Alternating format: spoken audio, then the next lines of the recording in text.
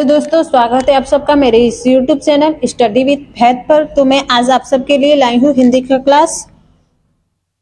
तो पिछले वीडियो में हमने पढ़ लिया था शब्द का वर्गीकरण, शब्दों का वर्गीकरण हमने पढ़ लिया था। तो चलिए जितना तक छोड़ी थी उसके आगे आज पढ़ लिया जाए। तो हमने शब्दों का वर्गीकरण किया था। शब्दों का वर्गीकरण 4 प्रकार से किया था। शब्दों का वर्गीकरण हमने किया था 4 प्रकार से। उत्पत्ति के आधार पर शब्द का वर्गीकरण,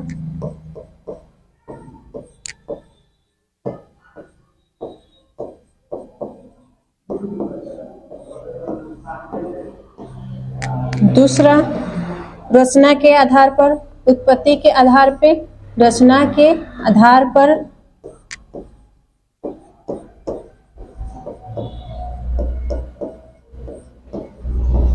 तीसरा विकार के आधार पर,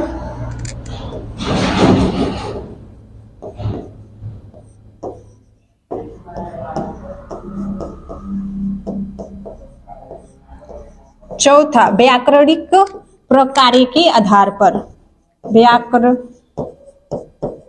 व्याकरणिक प्रकार्य के आधार पर।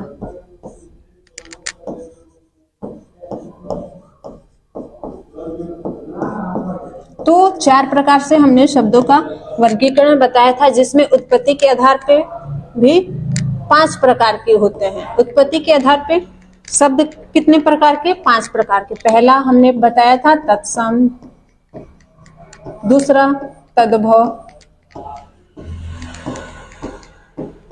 तद्भव शब्द, तीसरा हमने बताया था देशज, चौथा विदेशज,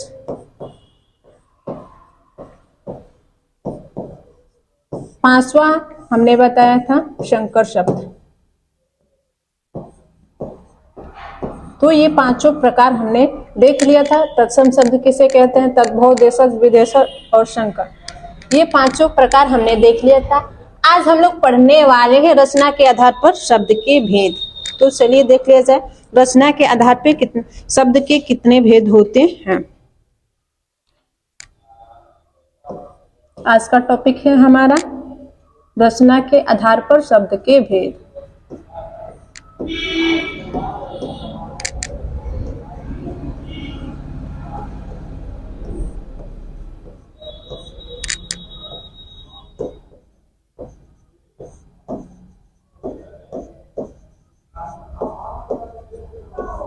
रचना के आधार पे शब्द के भेद।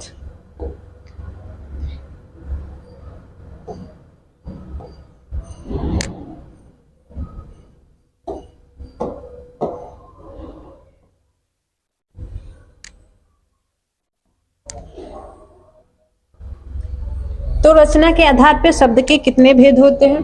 तो रचना के आधार पर शब्द के 3 भेद होते हैं। कितने भेद होते हैं? 3 भेद। कौन कौन होते हैं? तो पहला हमारा होता है रूढ़ शब्द, पहला हमारा होता है रूढ़ शब्द,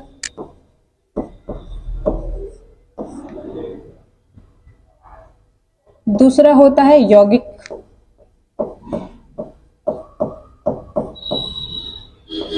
यौगिक शब्द, तीसरा हमारा होता है युग रूढ़।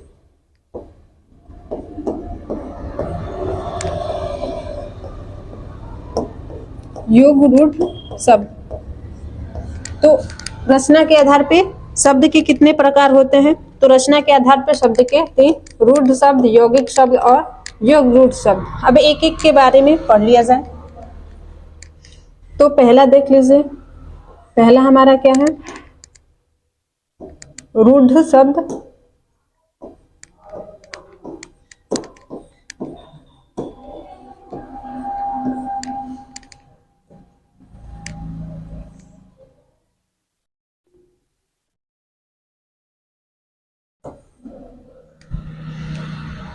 रूढ़ शब्द कितने प्रकार, रूढ़ शब्द किसे कहते हैं?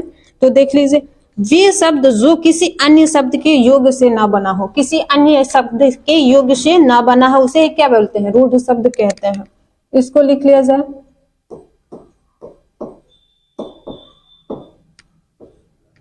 जो शब्द किसी अन्य शब्द के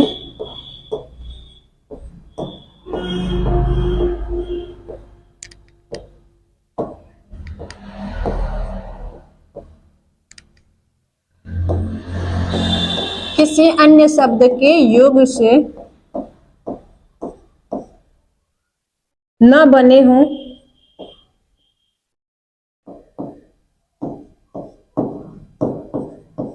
उसे ही क्या कहते हैं? तथा इनका सार्थक खंड नहीं होता है। खंड करने पर इनका सार्थक खंड नहीं होता है। तथा जिनका सार्थक खंड नहीं हो,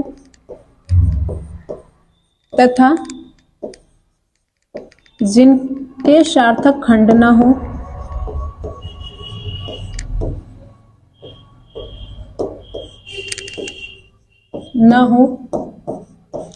उसे क्या कहते हैं?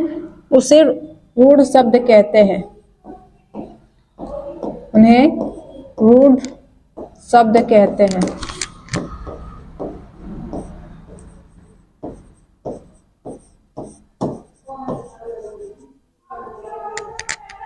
ये दो शब्द से मिलकर नहीं बने होते हैं, एक ही शब्द से मिलकर बना होता है तथा इनका सार्थक खंड नहीं होता है। तो यहाँ पे हो गया ना प्लस का। ना को दो भाग में तोड़ेंगे तो क्या हो जाएगा? ना प्लस क।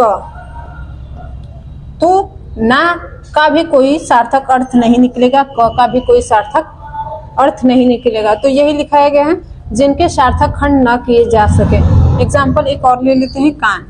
तो ये भी दो भाग में टूटेगा, का प्लस ना। तो इन दोनों शब्द का कोई सार्थक अर्थ नहीं निकलेगा।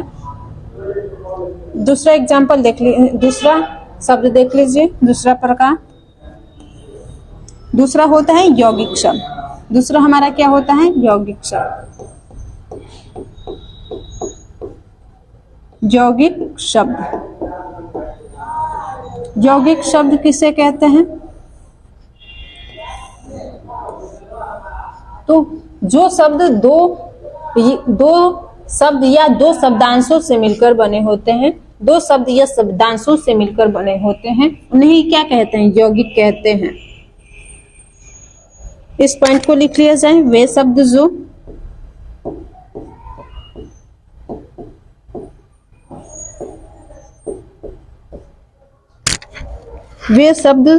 जो दो शब्दों या शब्दांशों से मिलकर बने होते हैं, दो शब्दों या शब्दांशों से मिलकर बने होते हैं,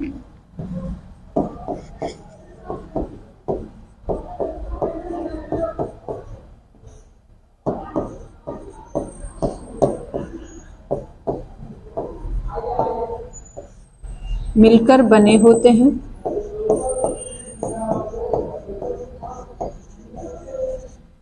उन्हें क्या कहते हैं? उन्हें यौगिक शब्द कहते हैं।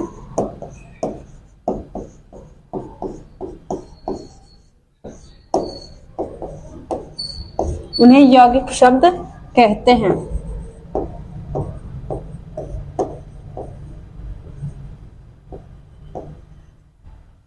इनका सार्थक खंड किया जा सकता है। इनका सार्थक खंड किया जा सकता है।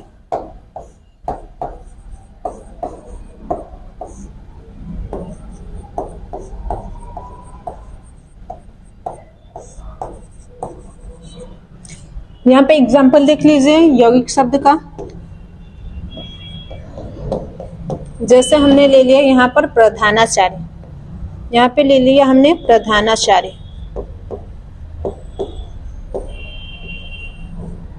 यहाँ पे एग्जाम्पल हमने प्रधानाचार्य, इसको तोड़ेंगे दो भाग में तो क्या होगा? प्रधान प्लस आचार्य, प्रधान प्लस आचार्य। इन दोनों शब्द का अर्थ निकलेगा, एक निश्चित अर्थ निकलेगा, प्रधान का भी और आचार्य का भी अर्थ, दोनों शब्दों का अर्थ निकलेगा। इसका मतलब इनका सार्थक खंड हो रहा है। यहीं पे लिखा गया है, इनका सार्थक खंड किया जा सकता है। दूसरा एग्जाम्पल देख लीजिए यहाँ पर रसोई घर। दूसरा एग्जाम्पल हमने यहाँ पे एक लिया है रसोई घर, तो इसको भी देख लेते हैं। रसोई का भी सार्थक अर्थ होगा और घर का भी सार्थक अर्थ होगा। तो तीसरा पढ़ लिया जाए। तीसरा प्रकार क्या है हमारा? तीसरा है योग रूढ़ शब्द। तीसरा क्या है हमारा? योग रूढ़ शब्द।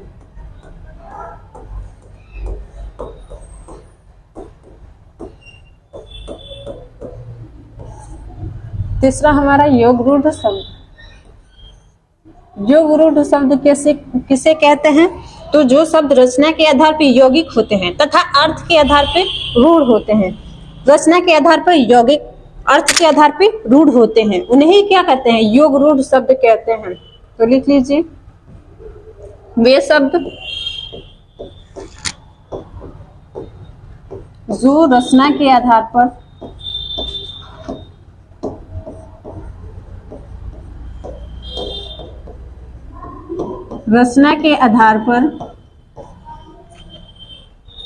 यौगिक होते हैं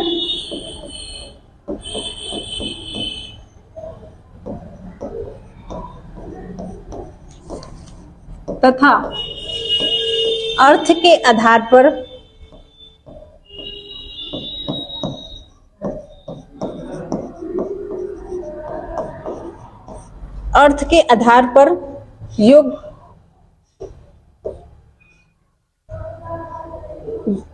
अर्थ के आधार पर रूढ़ होते हैं।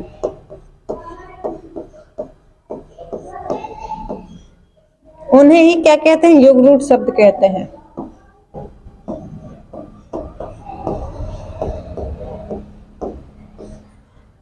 उन्हें क्या कहते हैं? योग रूढ़ शब्द कहते हैं।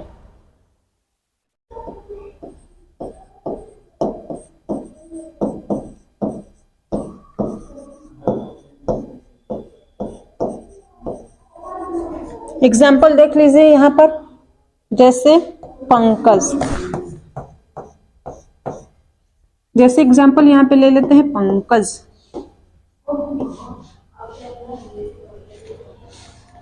तो इसको दो भाग में तोड़ेंगे तो क्या होगा? पंक प्लस ज। पंक प्लस ज। तो पंक का भी अर्थ निकलेगा कीचड़ और ज का भी अर्थ निकलेगा जन्मा। कीचड़ में जन्मा हुआ जो होता है उसे ही क्या कहते हैं? पंकज। तो इन दोनों शब्द का अर्थ निकला, खंड हुआ, इसके आधार पे ये यौगिक हो गया। ये क्या हो गया? यौगिक। तो रचना के आधार पे क्या हो गया? यौगिक। अगर अर्थ के आधार पे देखें पंकज को तो ये क्या होगा? रूढ़ शब्द होगा। अर्थ के आधार पे देखें पंकज को तो ये क्या होगा? रूढ़ शब्द होगा।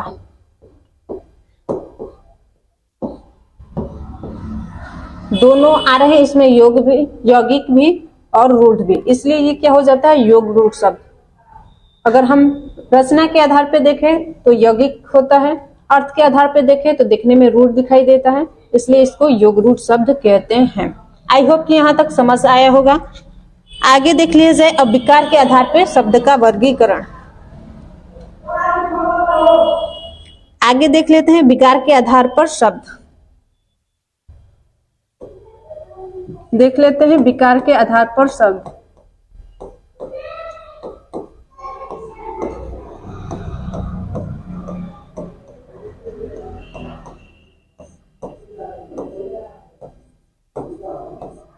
विकार के आधार पर शब्द।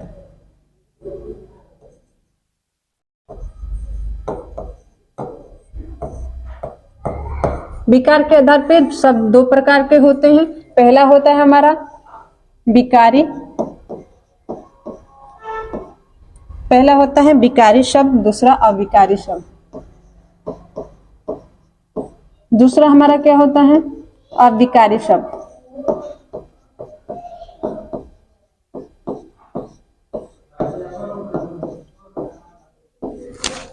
विकारी शब्द क्या होते हैं तो देख लीजिए।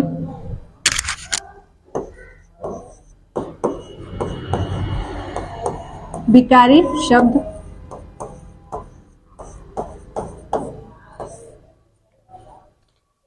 जिन शब्दों का रूप कारक लिंग वचन या काल के प्रभाव से परिवर्तन हो जाता है। इस पर अगर कारक लिंग वचन काल का प्रभाव डाले तो इनका रूप क्या होता है, परिवर्तन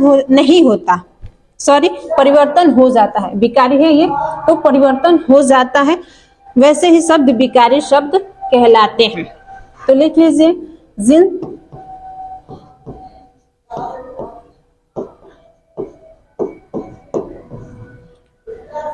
शब्दों का रूप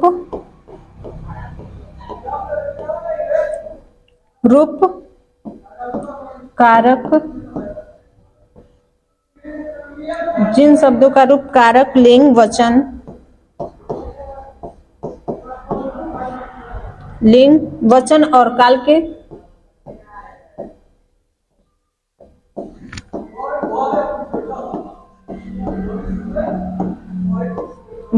और काल के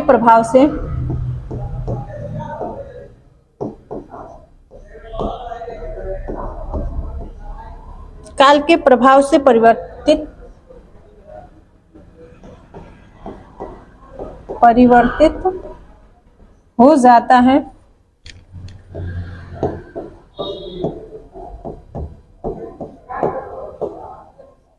परिवर्तित हो जाता है। वैसे शब्द विकारी शब्द कहलाते हैं।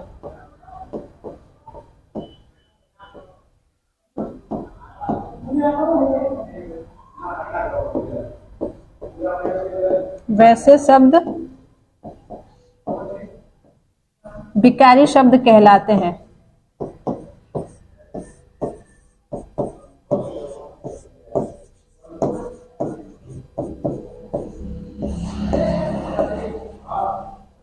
जिन शब्दों का रूप कारक लिंग वचन और काल के प्रभाव से परिवर्तित हो जाता है वैसे शब्द क्या कहलाते हैं, हमारे विकारी शब्द कहलाते हैं। एग्जाम्पल देख लीजिए,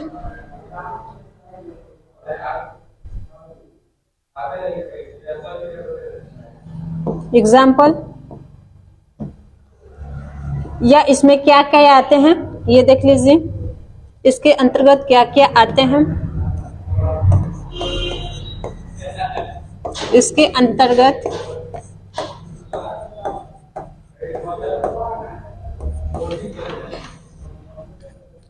अंतर्गत संज्ञा, सर्वनाम, विशेषण और क्रिया आते हैं। संज्ञा, सर्वनाम,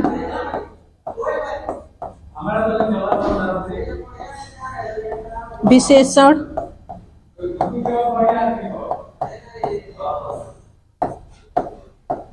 और क्रिया आते हैं।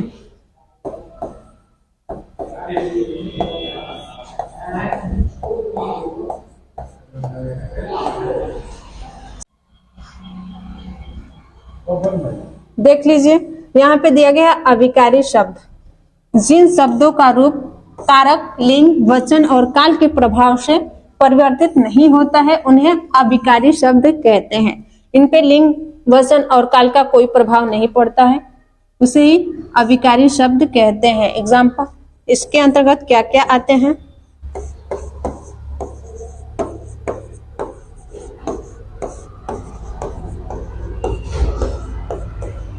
इसके अंतर्गत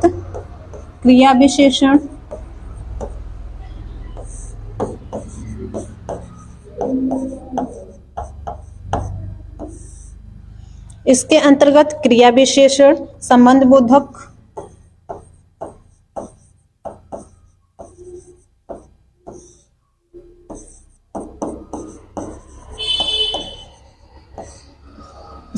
बोधक, समुच्चय बोधक और समुच्चय बोधक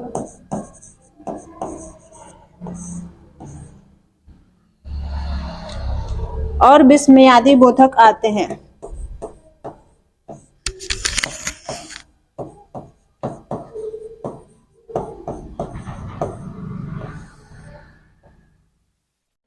बोधक शब्द आते हैं।